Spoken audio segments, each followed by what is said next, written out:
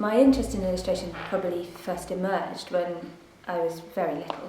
I was always very interested in illustrated books and storytelling, so it was always a big part of my life.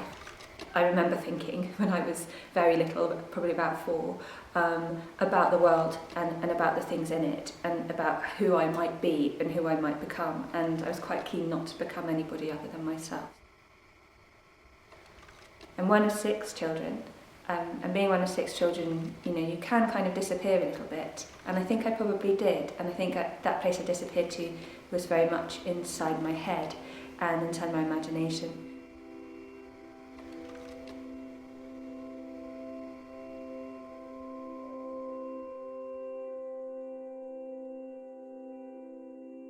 This particular photograph, I think I'm probably nearly 4, I think, and it's me in a garden, and the garden is at the back of our house. We used to live in a village called Spexbury, and it was where my childhood memories are all encapsulated, really.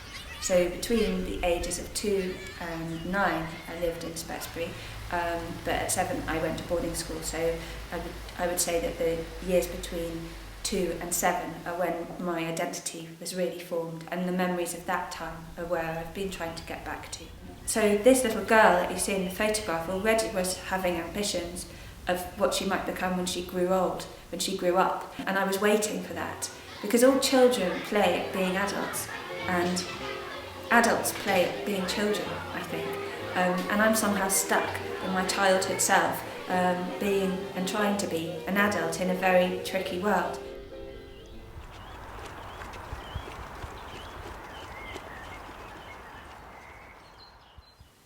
One day Mama said, "Conrad dear, I must go out and leave you here. But mind now, Conrad, what I say. Don't suck your thumb whilst I'm away. The great tall tailor always comes to little boys that suck their thumbs." Going to my grandmother's house was this idea of a holiday. In the summertime we would go on a train and go to stay with Granny, which was a great treat, but it was also quite frightening. And during that time Auntie Buffy would be looking after us because she lived nearby, and she would come and tuck me up in bed and read me the story of Little Sucker Thumb. Mamma had scarcely turned her back. The thumb was in. Alack, alack. The door flew open. In he ran, the great long red-legged scissor man. "Oh, children, see, the tailor's come and caught out Little Sucker Thumb. Snip, snap, snip, the scissors go, and Conrad cries out, 'Oh, oh, oh!'"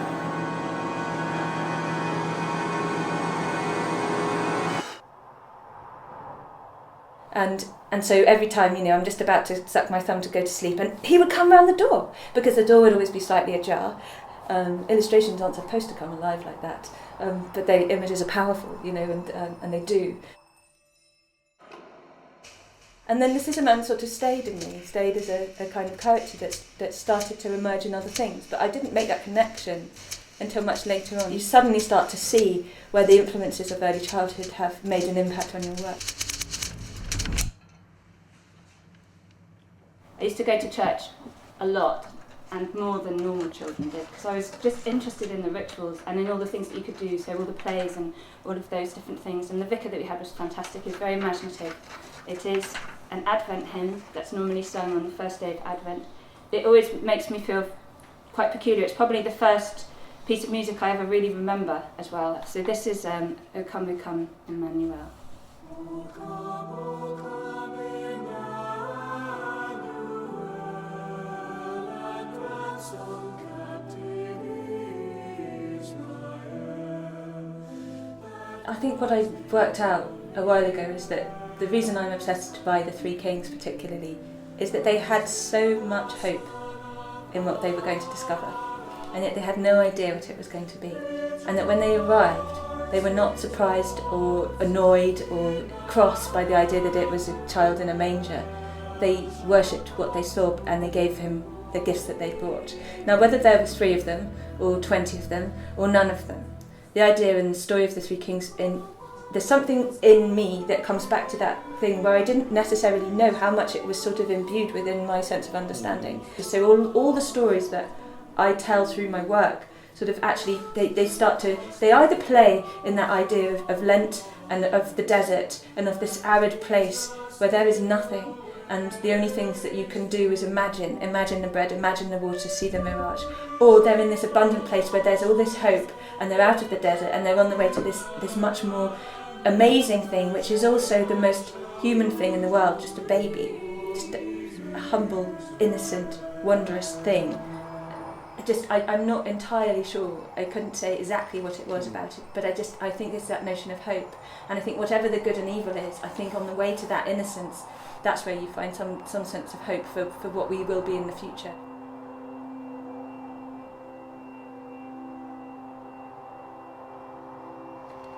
And then I had a dream.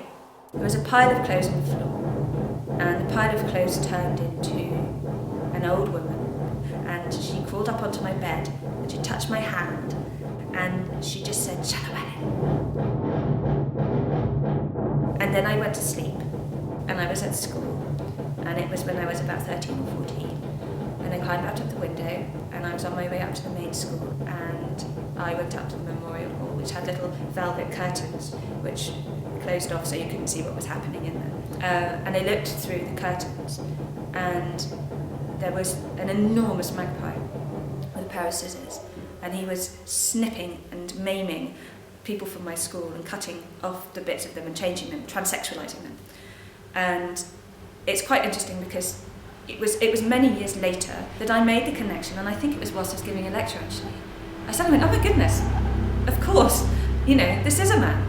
This is a man from my childhood. The man who cut off my thumbs, or who didn't manage to cut off my thumbs, but who stopped me from sucking my thumb, is a manifestation in my later life of this transsexualizing monster called Shel Llewellyn, who became an alter ego for me. And in my work, I would explore that dark and difficult side of things and the world through Shel Llewellyn. And it sort of could blame everything on Shel Llewellyn. So that particular type of work would be his work, and it wasn't like a sort of that feeling when you become somebody else completely, but it's like having a sort of whispering kind of voice in your head that's telling you different things about the way that you should behave, the way that you should work, and it was quite aggressive work. A lot of the paintings and drawings are not delicate at all, and it's quite interesting, some of my later work and some of my earlier work, far more intricate and detailed, but this was kind of much more immediate. And so a lot of the images through the Shel Llewellyn period are of these transsexualized people, or of people who are finding their bodies uncomfortable, and it's horrible really, but that was something I probably needed to do. But what I realised was I was going far too far one way and nowhere near the other way, so the work was getting incredibly dark and there wasn't any sense of light. So now the work that I make actually tries to tip the balance between those two things.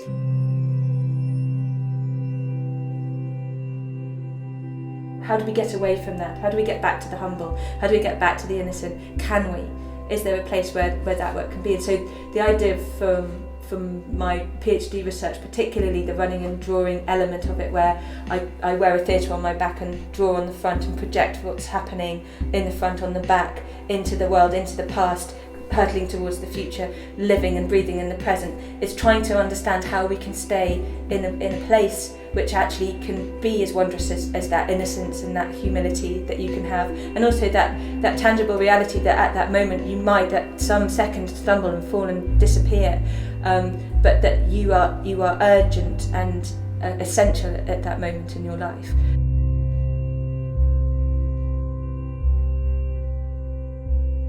Imagination and identity are formed through the things which have disturbed or frightened us when we were growing, and also the things which have delighted us. One of the interesting things about getting older is that you actually get to know yourself, you get to know who you are. So when I was in my mid-20s, I still didn't know quite who I was still trying to understand, and I think it's only now in my late 30s that I've started to understand who I am and who I have become, and hopefully that sense of that person will remain forever. But it's also, as I think I've said, it's also the child that I once was, because that child has fertilised all the way through all of those amazing layers to produce the things that I produce now and the things that I say now as well.